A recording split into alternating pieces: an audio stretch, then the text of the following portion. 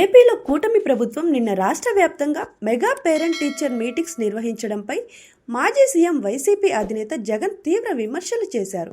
ప్రతి స్కూల్లో parents committee సమావేశాలు జరగడం సాధారణమైన విషయమని, కానీ చంద్రబాబు నాయకత్వంలోని కూటమి ప్రభుత్వం ఆ సమావేశాల పేరు మార్చి ఆ మీటింగ్స్ ఏదో ఇప్పుడే జరుగుతున్నట్టు ప్రచారం చేసుకుంటుందని పేర్కొన్నారు. కూటమి ప్రభుత్వం చేస్తున్న ఈ స్టంట్స్ చూస్తుంటే ఆశ్చర్యం వేస్తుందని జగన్ తెలిపారు. వైసీపీ హయాంలో ప్రభుత్వ పాఠశాలలను ఎంతో కష్టపడి తీర్చిదిద్దామని, కానీ ఆ స్కూళ్లను విద్యారంగాన్ని కూటమి ప్రభుత్వం నాశనం చేస్తుందని మండిపడ్డారు. అమ్మకు వందనం పేరిట తల్లిదండ్రులకు సున్నం రాశారని, వారిని మోసం చేయడమే కాకుండా రొటీన్ గా జరిగే పేరెంట్స్ సమావేశాలపై వారితో పబ్లిసిటీ చేయించుకుంటున్నారని జగన్ విమర్శించారు.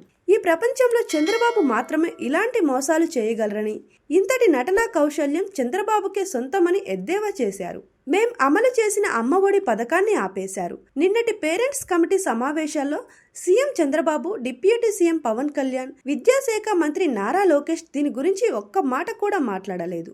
అధికారంలోకి వచ్చిన 6 నెలల్లోనే విద్యారంగాన్ని దిగజార్చారు. కావాలనే సమస్యలు సృష్టించి ఉద్దేశపూర్వకంగా పిల్లలు ప్రైవేట్ స్కూళ్లకు వెళ్లేలా చేస్తున్నారు. తద్వారా వారి తల్లిదండ్రులపై ఆర్థిక భారం మోపుతున్నారు.